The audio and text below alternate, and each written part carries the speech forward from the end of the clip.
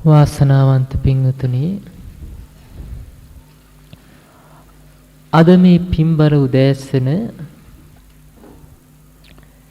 ඔබේ ජීවිතයට ඉතාමත් වටිනා වන ධර්ම දේශනාවක් ශ්‍රවණය කරන්නයි ඔබ මේ සූදානම් වෙන්නේ. පින්වතුනි, අද අපි උදෑසනින්ම කතා කරන්නේ භාවනාවක් ගැන. සාමාන්‍යයෙන් අපේ ජීවිතේ වැදගත්ම දේ බවට පත් වෙන්නේ කය නෙවෙයි, සිතයි. කෙනෙක් බුද්ධ ශාසනයට ඇතුල් වෙන්නේ සිත දියුණු කිරීම තුළින්, සද්ධාව දියුණු කිරීමෙන්, මෛත්‍රී කරුණාදී ගුණධර්ම දියුණු කර ගැනීමෙන්, ප්‍රඥාව දියුණු කර ගැනීමෙන්, සමාධිය සීලය මේවා දියුණු කර ගැනීමෙන් බුද්ධ ශාසනයකට ඇතුල් වෙනවා. බුද්ධ ශාසනයකට කයින් ඇතුල් වෙන්න පුළුවන් කමක් නැහැ. සාමාන්‍යයෙන් අපි දැන් බලන්න, ඔබ බුදුරජාණන් වහන්සේ වදාලා මනෝ පුබ්බංගමා ධම්මා. මනස තමයි හැම ධර්මයකදීම මුල් තැන ගන්න. පෙරටුව ගමන් කරන්නේ මනස. මනස තමයි ශ්‍රේෂ්ඨම දේ බවට පත් වෙන්නේ. හිත මුල් කරගෙන යම් කිසි කෙනෙක් යමක් කිරුවොත් හරි, යම් දෙයක් කිව්වොත් හරි, ඒ තමන් කරන කියන දේ සැප විපාක තමන් කරා එනවා, තමන්ගේ හිව නැල්ල වගේ. මනස මුල් කරගෙන අකුසලයක යෙදුනොත් දුක් විපාක තමන් කරා එන්නේ ගොනා පසුපස බැඳි කරත්තේ වගේ. දැන් සෙවණැල්ල අපේ පස්සෙන් ආවා කියලා අපිට පීඩාවක් තියනවද? සෙවණැල්ල ඔබට බරක්ද? නෑ. ඔබට අමාරුවක් පීඩාවක් නෑ. නමුත් ගොනෙක් කරත්තයක් ඇදගෙන යද්දී පීඩාවක්ද නැද්ද? පීඩාවක්, ලොකු වෙහෙසක්, දුකක්.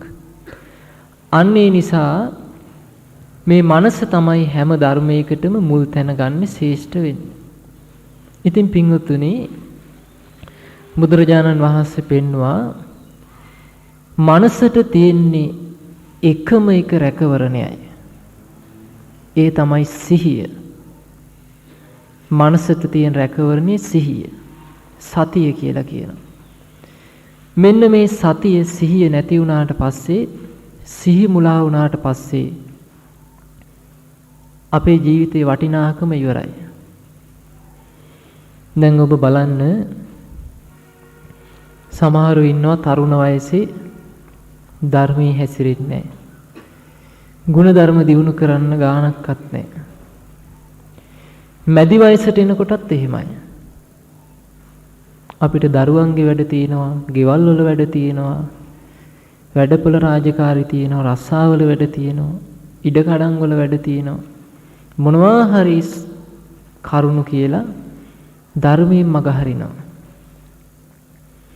අවසාන ප්‍රතිඵලයේ වයසට යන්න යන්න සිහි මුලා වෙනවා. සමහරුන්ට වයසට යද්දී මතක නැහැ. කරපු කියපු දේවල් මතකයක් නැහැ. කාපු බීපු දේවල් මතක නැහැ. කියවපු පොතක් පතක් මතක නැහැ. ධර්ම කරුණක් සිහි කරගන්න සිහියක් නැහැ. සමහරුන්ට තමන්ගේ දරුවෝ පවා අමතක වෙනවා. නෑදෑයෝ අඳුරන්න බෑ. කෑවද බීවද මතක නැහැ.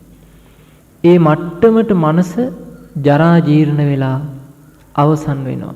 බොහෝ දෙනෙකුගේ සිහි මුලා වුණාට පස්සේ අවසන් වෙන්නේ තමන්ම ජරා ජීර්ණ වෙලා එක තැන අසූචි කරගෙන අසූචි ගොඩේ වැටිලා තමන්ම කනවා. සමහරව අසූචි කරලා වයසට ගිය අය. ඒ මට්ටමට මනස ජරා ජීර්ණ වෙනවා.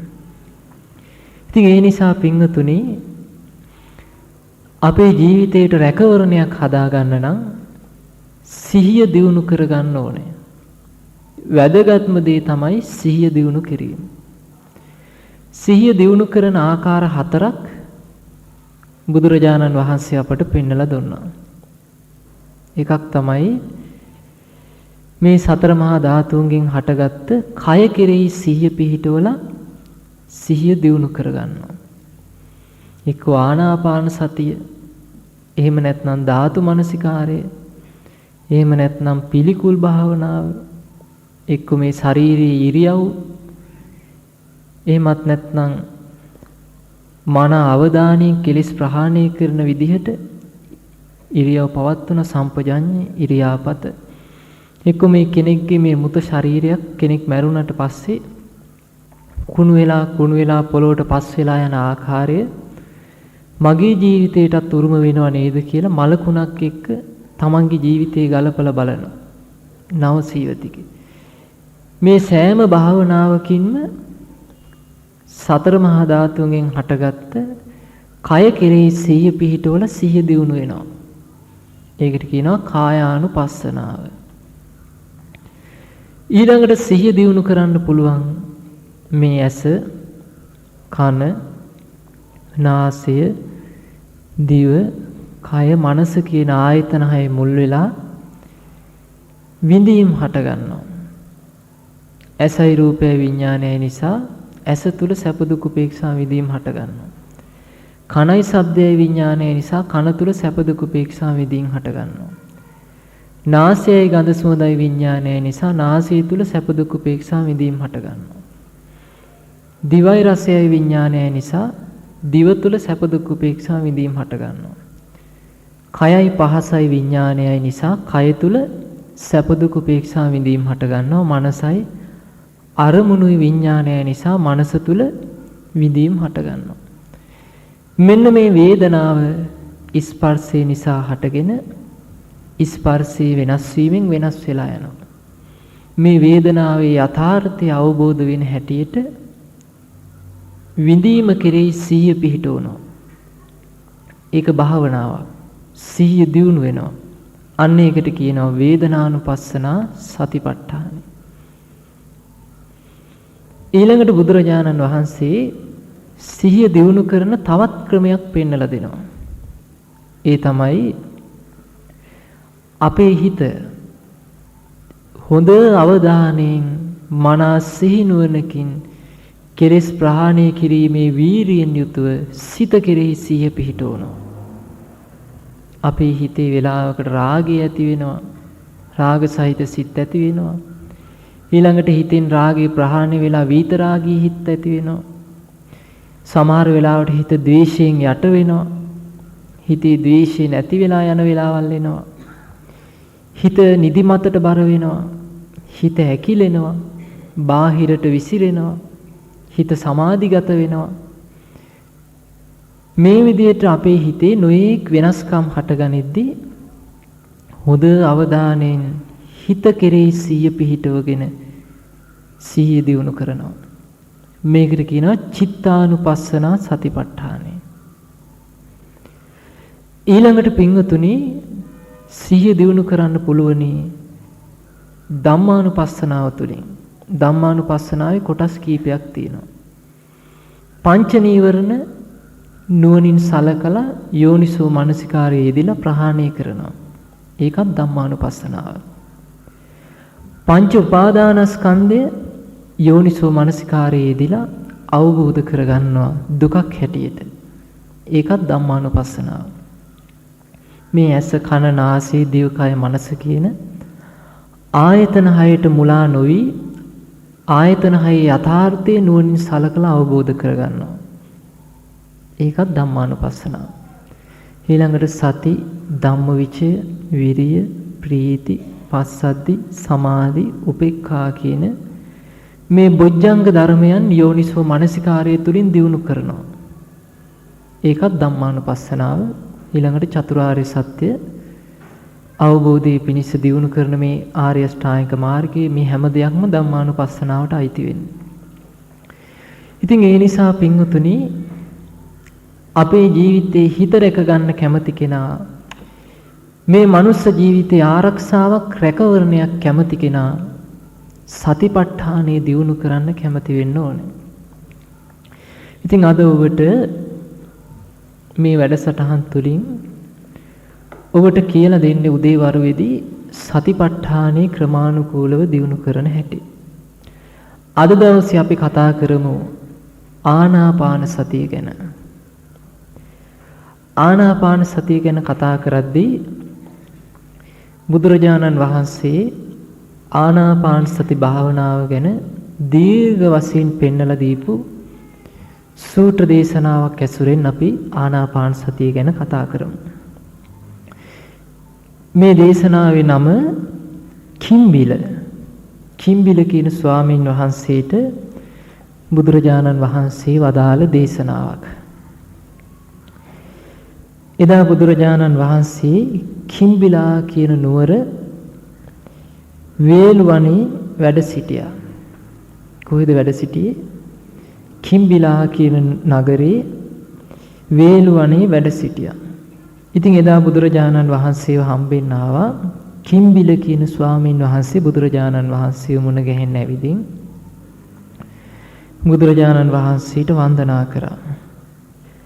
බුදුරජාණන් වහන්සේ මේ කිම්බිල ස්වාමීන් වහන්සේගෙන් ආගිය තොරතුරු අහලා බුදුරජාණන් වහන්සේ අහනවා පින්වත් මේ කිම්බිල කොහොමදයි කියලා අහනවා මේ ආනාපාන සති භාවනාව කොහොම වැඩුවොත්ද මහත්ඵල වෙන්නේ මහානිසංස වෙන්නේ මේ ආනාපාන සතිය කොයි විදියට දියුණු කරොත් අහනවා මහත්ඵල මහානිසංස වෙන්නේ.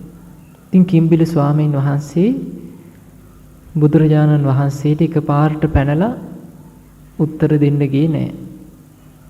උන්වහන්සේ නිහඬව වැඩ සිටියා. දෙවනි වතාවෙත් බුදුරජාණන් වහන්සේ ආනෝ කිම්බිල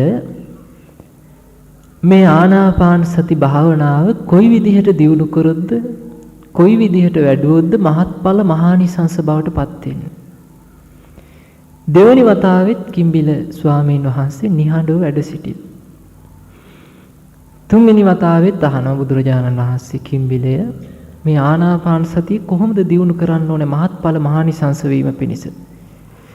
ඉතින් තුන්වෙනි වතාවෙත් කිම්බිල ස්වාමීන් වහන්සේ නිහඬව වැඩ සිටිය නිසා එතන හිටියා ආනන්ද හාමුදුරුවෝ. ආනන්ද හාමුදුරුවෝ එකපාරට බුදුරජාණන් වහන්සේ ඉදිරියට ඇවිදින් බුදුරජාණන් වහන්සේට වන්දනා කරලා කියනවා ස්වාමීනි භාග්‍යතුන් වහන්සේ සුගතයන් වහන්සේ කාලෝ යං භගවා ආනාපාන සති සමාධින් බහසෙය්‍ය. මේ ආනාපාන සති සමාධිය ගැන දේශනා කරන්න කාලයයි. ආනාපාන සති භාවනාව දියුණු කරන හැටි කියා දෙන්න කාලයයි කිව්වා. ඉතින් ඒ වෙලාවේ බුදුරජාණන් වහන්සේ භික්ෂුන් වහන්සේලා රැස් කරා.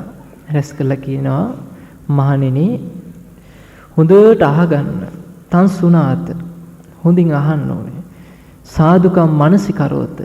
හොඳට අහලා දරාගෙන නුවණින් සිහි කරමින් භාවනා වඩන්නට ඕනේ. කියලා බුදුරජාණන් වහන්සේ වදාළ පින් ආනන්දය ආනාපාන සති භාවනාව මහත්ඵල මහානිසංස වීමට නම් භික්ෂුවක් එහෙම නැත්නම් ආනාපාන සති භාවනාව වඩන කෙනෙක් ආරඤ්‍යගතව රුක්ක මූලගතව ශුන්‍යාගාරගතව එක්ක විවේකී පරිසරයක් ඇසුරු කරන්නට ඕන. එක්ක ගස් සෙවණක්. එහෙම නැත්නම් හුදකලා විවේකයක් ඇසුරු කරන්නට ඕන. ඒ කියන්නේ දැන් ඔබට බලන්න සෙනග පිරිච්ච තැනකට ගිහින් ගෝසාකාරී තැනක පුළුවන් ද භාවනා කරන්න? බෑ. එක්ක විවේකයක්, එක්ක හුදකලා ගහක් යට, එහෙම නැත්නම් පිරිසෙන් වෙන් වෙලා හුදකලා වෙන්නට ඕන. දැන් ඔබට පුළුවන් මෙතන හුදකලා වෙන්න. හුදකලා වෙනවා කියන්නේ ළඟ ඉන්න කෙනා කෙරෙහි කතා බහට යන්නේ නැතුව ළඟ ඉන්න කෙනා කෙරෙහි එයාගේ විස්තර ඇනලා කතා කරන්න යන්නේ නැතුව තනි තනියෙන් හුදකලා වෙනවා.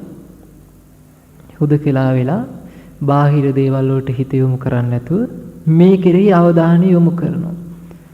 අන්න එතකොට ඔබ තුල ශුන්‍යාගාරයක්. අන්න එතකොට ඔබ හිස් තැනක ඉන්නවා වගේ. බුදුරජාණන් වහන්සේ වදාලා ආනන්දය ආනාපාන සතිය මහත්ඵල මහානිසංස වෙන්න නම් පටිනිස්සග්ගානුපස්සී පස්සිස්සාමීති සික්ඛති. ආනාපාන සතිය තුල හික්මෙන්නට ඕනේ. නිවර අරමුණු කරලා ආනාපාන සතිය වඩන්න ඕනේ. ඔන්න යම්කිසි කෙනෙක් ආනාපාන සති භාවනාවෙන් මහත්ඵල මහානිසංස වෙන විදිහට දියුණු කරගන්න නම් එයා ආනාපාන සතිය වඩන්න ඕනේ කුමක් අරමුණු කරලාද? නිවන අරමුණු කරලා. මම මේ භාවනාව දියුණු කරන්නේ අරහත්ත්වයේ පිණිසයි. නිවන් අවබෝධ කරන අදහසින්ම නිවන අරමුණු කරගෙනම ආනාපාන සතිය දියුණු කරන්න ඕනේ. අන්න එතකොට එයාගේ මාර්ගෙ පිට යන්නේ නැහැ. දැන් අපි ගමු කෙනෙක් ආනාපාන සතිය වඩනවා. එයා එක්ක එයාට තියෙන්නේ යම්කිසි 이르දියක් උපදව ගන්න අදහස. එක්ක හිතනවා මට උඩින් යන්න පුළුවන් වෙනවනම් මට මැජික් පෙන්වන්න. ওই වගේ අදහස් වලින් භාවනා කරනවා. අන්න බුදුරජාණන් වහන්සේ වදාලා ඒ අදහස පිරිසිදු නැහැ. නමුත් ආනාපාන සතිය වඩන්න ඕනේ නිවන අරමුණු කරලා. පටිනිස්සග්ගානුපස්සී. ඔන්න බුදුරජාණන් වහන්සේ වදාලා කොහොමද නිවන අරමුණු කරලා කෙනෙක් ආනාපාන සතිය මහත්ඵල මහානිසංස වෙන විදිහට දියුණු කරගන්නේ. දැන් පින්වතුනි මේ දේශනාවේදී ආනාපාන සතිය තුලින් කායානුපස්සනාව වඩන හැටි කියලා දෙනවා. ආනාපාන සතිය තුලින් වේදනානුපස්සනාව වඩන හැටිත් කියලා දෙනවා. ආනාපාන සතියෙන් චිත්තානුපස්සනාව, ධම්මානුපස්සනාව කියන සතිපට්ඨානෙම ආනාපාන සති භාවනාව තුලින් වඩන හැටි කියලා දෙනවා. ඒ නිසා බාහිර දේවල් වලට හිත යොමු කරන්නේ නැතුව මේ උදේ ප්‍රබෝධමත් වෙලාවේ හොඳ අවධානයෙන් මතක තියාගන්න දක්ෂ වෙන්නට ඕනේ. ඔන්න බුදුරජාණන් වහන්සේ වදාලා ආනන්දය මහණෙනි මේ ආනාපාන සතිය තුල කායානුපස්සනා භාවනාව වඩන්නේ මෙන්න මෙහෙමයි කියන. ඉස්සෙල්ලාම භික්ෂුව කරන්නේ පළඟක් බැඳගෙන වාඩි වෙනවා. කය ඍජුව තියාගෙන ඍජුං කායම් පනිදාය පරිමුඛං සතින් උපට්ඨපෙත්තා. භාවනා අරමුණ කෙරෙහි සිහිය පිහිටවනවා. මොකද්ද භාවනා අරමුණ?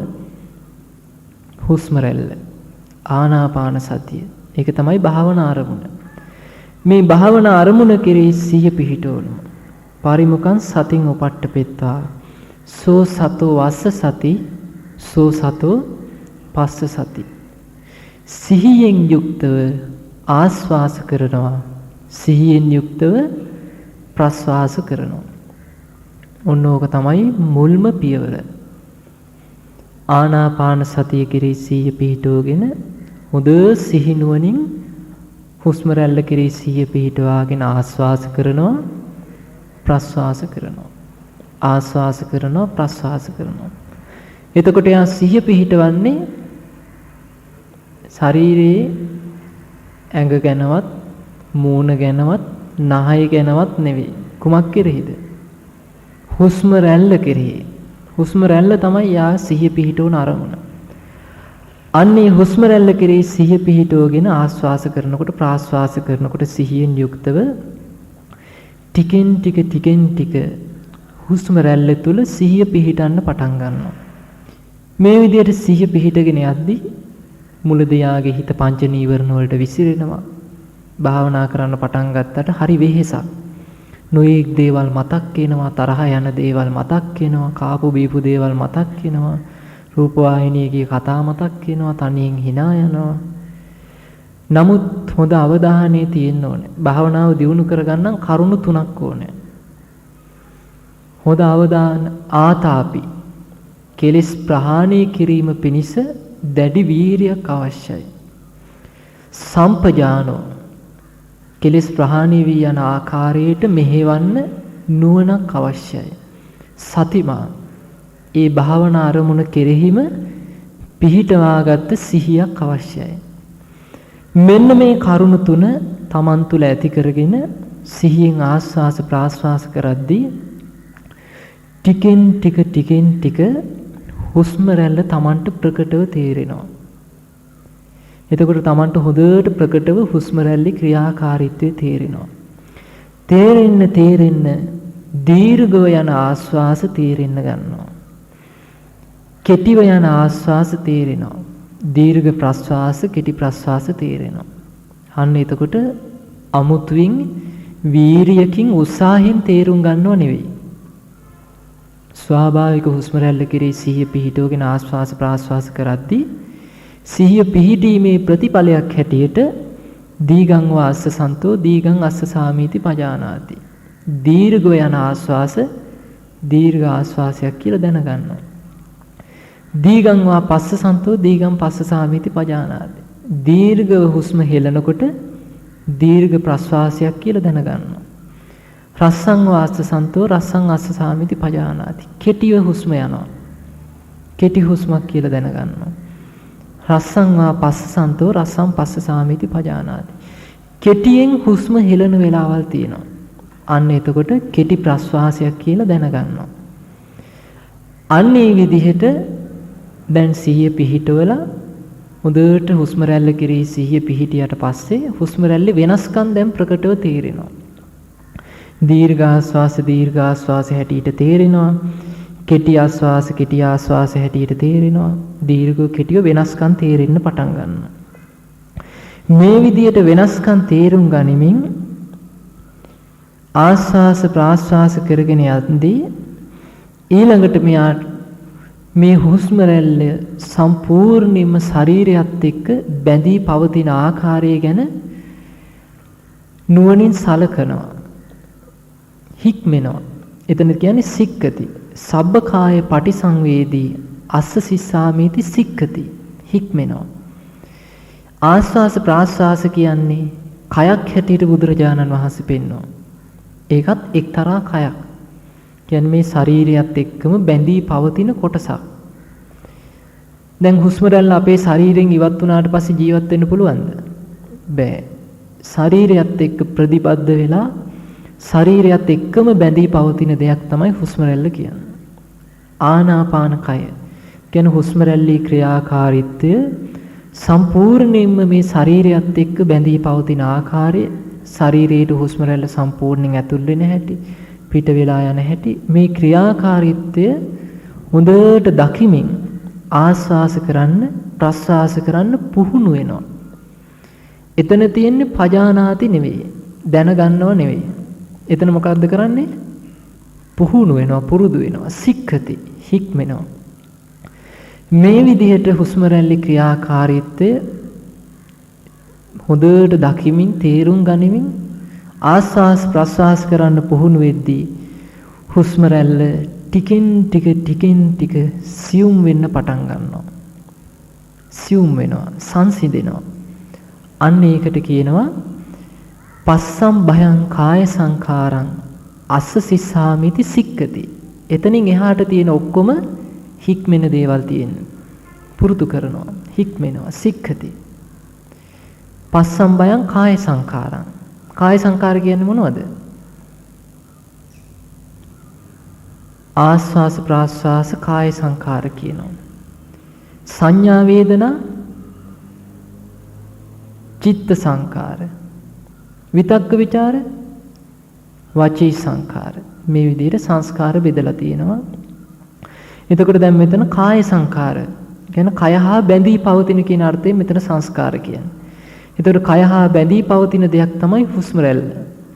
දැන් හොඳ අවධානයෙන් හුස්ම රැල්ල තුල සිහිය පිහිටවල වෙනස්කම් තේරුම් ගනිමින් හුස්ම රැල්ල කෙරෙහි හොඳ අවධානයෙන් ශරීරය තුල බැඳී පවතින ආකාරය සිහි කරමින් ඒ තුල හික්මෙමින් ආස්වාස ප්‍රස්වාස කරගෙන යද්දී ටිකෙන් ටික හුස්ම රැල්ල සියුම් වෙනවා, සංසිඳෙනවා. අන්න ඒකට කියනවා පස්සම් භයං කාය සංඛාරං අස්ස සිස්සාමිති සික්කති. පස්සම් භයං කාය සංඛාරං පස්ස සිස්සාමිති සික්කති. එයා හුස්ම රැල්ල සංසිඳ වෙමින් ආස්වාස කරන්න පුරුදු වෙනවා. හුස්ම රැල්ල සංසිඳවමින් ප්‍රස්වාස කරන්න පුරුදු වෙනවා. බුදුරජාණන් වහන්සේ පෙන්වලා දුන්නා මහණෙනි, ඔන්න ඔය ක්‍රමයකට යම් කිසි කෙනෙක් ආනාපාන සති භාවනාව දියුණු කරනවා නම් අන්නේ කෙනා ආනාපාන සතිය තුල කායානුපස්සනා භාවනාව වඩන කෙනෙක්. එතකොට දැන් අපි කියලා දුන්නේ මොන කොටසද? කායානුපස්සනා කොටස. අන්න එතකොට යම් කිසි කෙනෙක් දැන් කායානුපස්සනාවේ කොටස් ටික මතක තියාගන්න ඕනේ. සෝ සතෝ වස්ස සති සෝ සතෝ පස්ස සති. සිහින් ආස්වාස කරනවා, සිහින් ප්‍රස්වාස කරනවා. ඊළඟට දීර්ඝ යන ආස්වාස, දීර්ඝ ආස්වාස, කෙටි ආස්වාස වෙනස්කම් තීරුම් ගන්නවා. ඊළඟට සබ්බකාය පටිසංවේදී. මේ ආස්වාස ප්‍රාස්වාස රැල්ල සම්පූර්ණයෙන් කයත් සමග බැඳී පවතින ආකාරය ආනාපාන කය තේරුම් ගනිමින් ආස්වාස ප්‍රාස්වාස කරන්න සික්කති හික්මෙනවා. ඊළඟට කරන්නේ ඒ විදිහට පුහුණු වෙවි යද්දී හුස්ම රැල්ල සංසිඳෙනවා, සියුම් වෙනවා. අන්න ඒ සියුම් වීමත් තේරුම්ගෙන ආනාපාන සතිය දියුණු කරගෙන යද්දී මේ සංසිඳෙන සියුම් වෙන හුස්ම රැල්ලට හිත යොමු කරද්දී හිතේ සමාධිය ඇති වෙනවා. ඔන්නෝක තමයි කායානුපස්සනාවෙන් ආනාපාන සතිය තුළ ලැබෙන සමාධි කොටස. සංසිඳීමට හිත යොමු කරද්දී හිතේ සමාධියක් එකඟතාවයක් ඇති වෙනවා. ඔන්න කායානුපස්සනාව. ඊළඟ කොටස මොකද්ද? වේදනානුපස්සනාව. වේදනානුපස්සනාව කියන්නේ සැප, දුක්, උපේක්ෂා කියන විඳීම් ඇති වෙනවා. දැන් අපි ගමු ආනාපාන සතිය තුලින් සමාධියක් ඇති වුණා නම් සමාධිය තුල තියෙන අංග මොනවද? අපි ගමු පළවෙනි ධ්‍යානය කියලා. විතක්ක ਵਿਚාර තියෙනවා. ඒ කියන්නේ භාවනා අරමුණ හිතනවා. නැවත හිත හිතා භාවනා අරමුණ තුල සිහිය පවත්වනවා. ඒකට කියනවා විතක්ක ਵਿਚාර කියන්නේ නැවත සිහි කිරීම. ප්‍රීති. මේ හිතේ සතුටක් නීවරණ ටිකෙන් ටික යටපත් වීම නිසා නිරාමිස සතුටක් ප්‍රීතියක් ඇති වෙනවා. එතකොට ඒක සැප විඳීමක් නෙවෙයිද? ඒක සැප විඳීමක්. ඊළඟට හුස්ම රැල්ල සංසිඳිලා කය සැහැල්ලු වෙලා සැපයක් දැනෙනවා. සැප සහගත බවක් දැනෙනවා. ඒක විඳීමක්ද නැද්ද? ඒකත් විඳීමක් සැපය. ඊළඟට ඒකාග්‍රතාව. මෙන්න මේ ලක්ෂණ ආනාපාන සති සමාධියේ තියෙනවා. ඉතින් වේදනානුපස්සනා භාවනා වඩන කෙනා ආනාපාන සතියෙන් පිටපයින්නේ නැහැ. දැන් ඒ ආනාපාන සති භාවනාව තුළම සමාධියට ආපු කෙනා සමාධිය තුළදී මොකද කරන්නේ? හොඳට ප්‍රීතිය තේරුම් ගන්නවා. ප්‍රීතිය දැනෙනවා සමාධිය. එයා දන්නවා මේ ප්‍රීතියත් ස්පර්ශය නිසා ඇතිවෙච්ච විඳීමක්. සිත තුළ ප්‍රීතිය ඇති වුණේ සිතයි සිතුවිලි විඥානය එකතු වීම නිසා. ස්පර්ශයෙන් ඇතිවෙච්ච විඳීමක්. කායික සැපේ දැනෙන්නේ ස්පර්ශය නිසා. එයා ප්‍රීතියට ඇලෙන්නේ නැතුව ප්‍රීතියේ යථා ස්වභාවයේ තේරුම් ගනිමින් ආස්වාස කරනවා, ප්‍රාස්වාස කරනවා. ඒකට කියනවා ප්‍රීති පටිසංවේදී අස්ස සිස්සාමිති සික්කති. ප්‍රීති පටිසංවේදී පස්ස සිස්සාමිති සික්කති. ප්‍රීතියේ යථා ස්වභාවයේ තේරුම් ගනිමින් ප්‍රීතිය කෙරෙහි නොඇලී ආස්වාස කරනවා. ප්‍රීතියේ යථා ස්වභාවය අවබෝධ වෙන ආකාරයට ප්‍රස්වාස කරනවා. හික්මෙනවා. එතන සික්කති. එතකොට ආනාපාන සතියෙන් පිටපැන්නද නැද්ද? පිටපැන්නේ නැහැ. ප්‍රීතියක් තේරුම් ගනිමින්ම ආස්වාස කරනවා, ප්‍රස්වාස කරනවා. මේ විදිහට ප්‍රීතිය යථා ස්වභාවයේ තේරුම් ගනිමින් ආස්වාස ප්‍රාස්වාස කරගෙන යද්දී ප්‍රීතියට හිත ඇලෙන්නේ නැහැ. ඊළඟට යා පුරුදු වෙනවා කායික සැහැල්ලුව නිසා ඇතිවෙච්ච සැපයක් තියෙනවා. සුඛය. අන්නේ සැපේ යථා ස්වභාවය නුවණින් සලකනවා. කයේ සැහැල්ලුව නිසා සැපයක් දැනුණා නම් කුමක් නිසාද සැපේ දැනෙන්නේ? ඒත් ස්පර්ශයෙන්. කයයි පහසයි විඥානයයි එකතු වෙලා. අන්නේ ස්පර්ශය නිසා දැනෙන කායික සැපයත් තේරුම් ගන්නවා. සුඛ පටිසංවේදී අස්ස සිස්සාමිති සික්කති. සුඛ පටිසංවේදී පස්ස සිස්සාමිති සික්කති. එතකොට කායික සැපයත් තේරුම් ගනිමින්ම ආස්වාස කරනවා. කායික සැපයත් තේරුම් ගනිමින් ප්‍රස්වාස කරන්නේ.